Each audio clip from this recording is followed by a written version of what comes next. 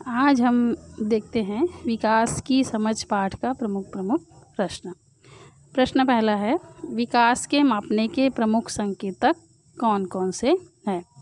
विकास के मापने के प्रमुख संकेतक राष्ट्रीय आय, व्यक्ति का आय, समूह का आय, उपभोक्ता व्यय, शिक्षा एवं स्वास्थ्य, मानव विकास सूचकांक आदि विकास को मापने के प्रमुख साधन हैं। प्रश्न दूसरा है, भारत की प्रति व्यक्ति आय नेपाल से अधिक होते हुए भी मानव विकास सूचकांकों में लगभग बराबर होना क्या दर्शाता है? तालिका नंबर 17.5 और 17.6 इसकी हम तुलना करके भारत की प्रति व्यक्ति आय नेपाल से अधिक होते भी मानव विकास सूचकांकों में बराबर क्यों है, इसको हम समझ सकते हैं। इसमें प्रति व्यक्ति आय किसी देश की समस्त आय का आंकड़ा है, अर्थात देश का संपूर्ण उत्पादन में देश की जनसंख्या का भाग देने पर जो भागफल आता है वह प्रति व्यक्ति आय होता है।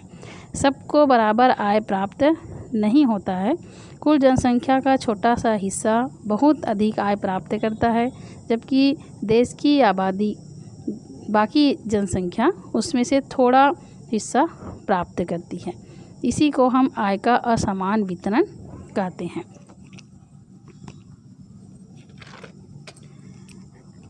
नेपाल भारत की अपेक्षा एक बहुत छोटा सा देश है।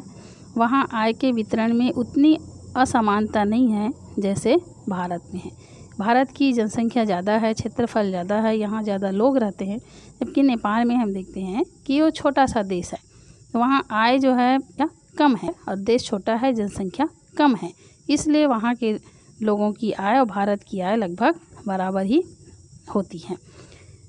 फिर तीसरा है, नेपाल की जितनी आबादी है उससे कई गुना ज़्यादा लोग भारत में गरीबी रेखा के नीचे जीवन यापन करते हैं।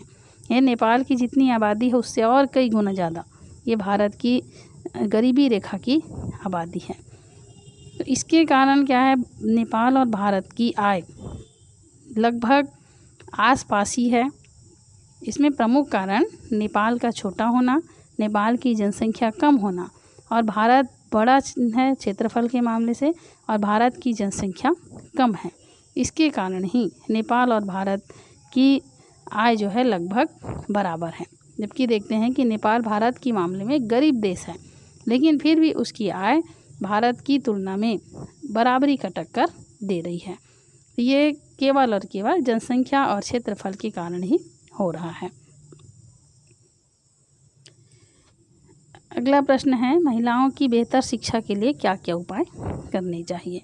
तो महिलाओं की बेहतर शिक्षा के लिए बहुत सारे उपाय हैं, जिसमें से कुछ है प्रमुख उपाय में महिला शिक्षा को प्रोत्साहन देना चाहिए।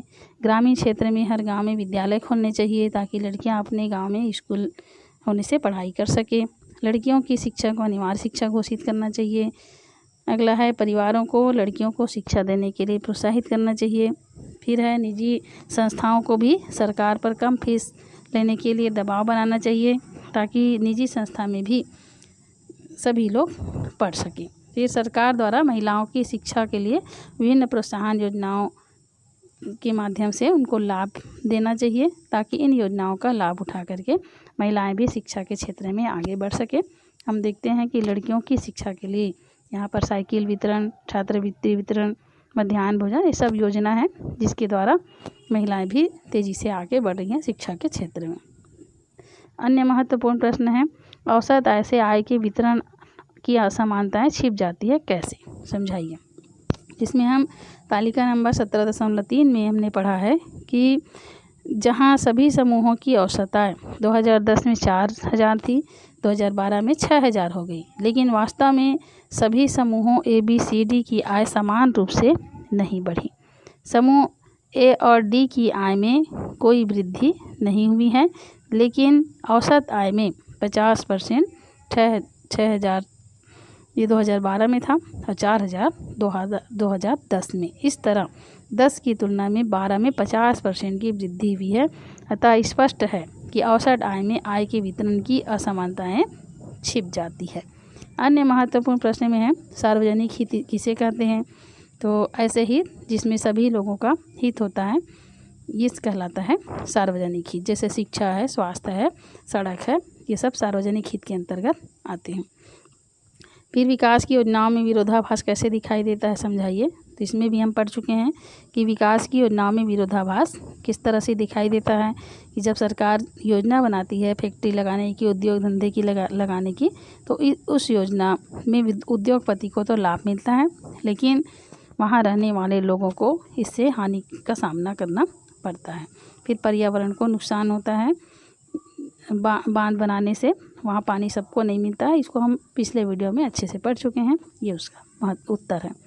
फिर सकल घरेलू उत्पाद का क्या अर्थ है, इसका भी हम पढ़ चुके हैं। जीवन प्रत्याशा से क्या आशा है, तो व्यक्ति की औसत जीवन आयु, जिसको हम कहते हैं जीवन प्रत्याशा। अगला प्रश्न है, शिक्षा एवं स्वास्थ्य देश के विकास में कैसे सहायक होते हैं। इस प्रश्न का उत्तर मैं पिछले वीडियो में अच्छे से पढ़ा चुकी हूँ, उसी वीडियो को देख लीजिएगा। और अंतिम प्रश्न है, आपके क्षेत्र में क्रियान्वित की जा रही विकास योजनाओं में क्या संभावना है, क्या कोई विरोधाभास दिखाई देता है। तो आप अपने क्षेत्र में जो प्लांट वगैरह लगा है उसमें क्या योजना है, क्या उस प्लांट में बनाया जा रहा है, उसको लिख लेंगे। और उस योजना में आपके क्षेत्र में कौन कौन से नुकसान हो रहे हैं, तो ये उसका विरोधाभास है। दोनों को अच्छे से लिख सकते हैं। तो ये विकास की समझ का महत्वपूर्ण प्रश्न उत्तर है।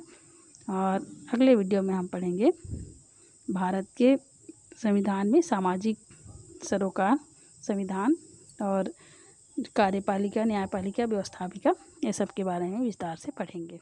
नमस्कार।